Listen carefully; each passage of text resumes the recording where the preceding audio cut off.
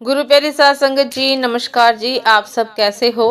आशा करती हूँ बाबा जी के श्री चरणों में अरदास करती हूँ कि मालिक की कृपा से आप सब बहुत खुश होंगे, मौज बहार में होंगे और अवश्य ही भजन सिमरन में होंगे। साध संगत जी, मैं हाजिर हूँ आज आप सभी से एक बहुत ही खूबसूरत साखी साझा करने के लिए, एक प्रेरणादायक साखी। उम्मीद करती हूँ यह साखी अवश्य ही आपको पसंद आएगी और प्रेरणादायक सिद्ध होगी। तो साथ संगत जी, चलिए आइए समय न गवाते हुए शुरू करते हैं। साथ संगत जी, एक साधु किसी किसान के घर भीख मांगने गया। किसान की स्त्री घर में थी, उसने चने की रोटी बना रखी थी। किसान जब घर आया, उसने अपने बच्चों का मुख चूमा। स्त्री ने उसके हाथ पैर धुलाए, उसके बाद वह रोटी खाने बैठ गया। स्त्री ने एक मुट्ठी चना साधु को डाल दिया। साधु चना लेकर चल दिया। साध संगत जी, रास्ते में साधु सोचने लगा, हमारा भी कोई जीवन है। दिन भर कुत्ते की तरह भीख मांगते फिरते हैं, फिर स्वयं बनाना पड़ता है। इस किसान को देखो, कैसा सुंदर घर है।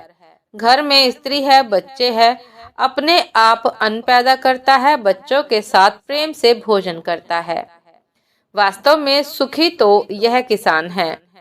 इधर वह किसान रोटी खाते खाते अपनी स्त्री से कहने लगा कि नीला, बैल बहुत बूढ़ा हो गया है, अब वह किसी तरह काम नहीं कर सकता। अब उससे काम लेना मुश्किल है। यदि कहीं से कुछ रुपयों का इंतजाम हो जाए तो इस साल का काम चले। साधु राम महाजन के पास जाऊंगा, वह ब्याज पर पैसा दे देगा। भोजन करके वह साधु राम महाजन के पास गया। कुछ देर चिरोरी विनती करने पर 1 रुपया सैकड़ा सूद पर साधु राम ने रुपए देना स्वीकार किया। एक लोहे की तिजोरी में से साधु राम ने एक थैली निकाली और गिनकर रुपए किसान को दे दिए। रुपए लेकर किसान अपने घर को चला। वह रास्ते में सोचने लगा कि हम भी कोई आदमी हैं, घर में 5 रुपए भी नगद नहीं। कितनी चिरोरी विनती करने पर उसने रुपए दिए हैं। साधु कितना धनी है, उसके पास सैकड़ों रुपए हैं। वास्तव में सुखी तो यह साधु राम ही है। साधु राम छोटी सी दुकान करता था। वह एक बड़ी दुकान से कपड़े ले आता था और उसे बेचता था। दूसरे दिन साधु राम कपड़े लेने आया। वहां सेठ पृथ्वीचंद की दुकान से कपड़ा लिया। वह वहां बैठा ही था कि इतनी देर में कई तार आ गए। कोई बंबई का था तो कोई कलकत्ते का। किसी में लिखा था 5 लाख का मुनाफा हुआ, किसी में 1 लाख का। साधु महाजन यह सब देखता रहा। कपड़ा लेकर वह चला आया। रास्ते में सोचने लगा कि हम भी कोई आदमी हैं। 100-200 जुड़ गए, महाजन कहलाने लगे। पृथ्वीचंद कैसे हैं, एक दिन में लाखों का फायदा। वास्तव में सुखी तो यह है। उधर पृथ्वीचंद बैठा ही था कि इतने में ही तार आया कि 5 लाख का घाटा हो गया। वह बड़ी चिंता में था कि नौकर ने कहा, आज लाट साहब की राय बहादुर सेठ के यहाँ दावत है, आपको जाना है, मोटर तैयार है। पृथ्वीचंद मोटर पर चढ़कर राय बहादुर की कोठी पर चला गया। वहाँ सोने चांदी की कुर्सियां पड़ी थी। राय बहादुर जी से कलेक्टर कमिश्नर हाथ मिला रहे थे। बड़े बड़े सेठ खड़े थे। वहाँ पृथ्वीचंद सेठ को कौन पूछता। वे भी एक कुर्सी पर जाकर बैठ गए। लाट साहब आए, राय बहादुर से हाथ मिलाया, उनके साथ चाय पी और चले गए। पृथ्वीचंद अपनी मोटर में लौट रहे थे। रास्ते में सोचते आते हैं कि हम भी कोई सेठ हैं। 5 लाख के घाटे से ही घबरा गए। राय बहादुर का कैसा ठाठ है। लाट साहब उनसे हाथ मिलाते हैं। वास्तव में सुखी तो ये ही हैं।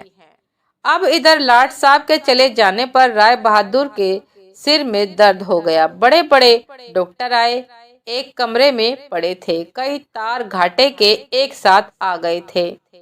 उनकी भी चिंता थी, कारोबार की भी बात याद आ गई। वे चिंता में पड़े थे, तभी खिड़की से उन्होंने झांक कर नीचे देखा। एक साधु हाथ में लाठी लिए अपनी मस्ती में राम राम करते जा रहा था।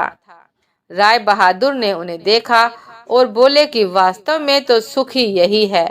इसे न तो घाटे की चिंता न मुनाफे की फिक्र। इसे लाट साहब की पार्टी भी नहीं देनी पड़ती। इसे लाट साहब को पार्टी भी नहीं देनी पड़ती। सुखी तो यही है।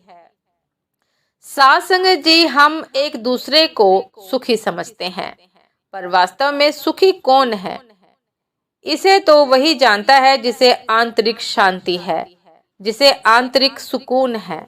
आप चाहे भिखारी हो चाहे करोड़पति हो, लेकिन आपके मन में जब तक शांति नहीं है तब तक आपको सुकून नहीं मिल सकता। और साध संगत जी, सुकून और सब्र की प्राप्ति केवल और केवल सत्संग में जाकर होती है, सत गुरुदेव महाराज के चरणों से जुड़कर होती है। अन्यथा साध संगत जी, इस संसार में सुकून और सब्र की प्राप्ति हो ही नहीं सकती है, क्योंकि साध संगत जी, सतगुरु का निर्मल हाथ जब सर पर आता है तो साध संगत जी वास्तव में बहुत सुकून मिलता है। साध संगत जी, ये थी आज की एक बहुत ही खूबसूरत साखी। उम्मीद करती हूँ ये साखी आप सभी को बहुत पसंद आई होगी। यदि पसंद आई हो साध संगत जी तो लाइक कमेंट शेयर करना ना भूलिएगा। चैनल पर जो भी नए हैं कृपा करके सब्सक्राइब कर लीजिएगा, ताकि चैनल पर मिलने वाली सभी शब्द साखियों की अपडेट आप सभी को समय पर मिलती रहे। साध संगत जी, आप हमें इंस्टाग्राम पर भी फॉलो कर सकते हैं। इंस्टाग्राम का लिंक डिस्क्रिप्शन बॉक्स में दिया गया है। तो साध संगत जी, अभी दासी को आज्ञा दीजिए। आपसे फिर मुलाकात होती है एक नए शब्द साखी के साथ, एक नए प्रेरणादायक विचार के साथ। तब तक के लिए नमस्कार जी। सदा खुश रहिए, मुस्कुराते रहिए, भजन सिमरन अवश्य करते रहिए। नमस्कार जी।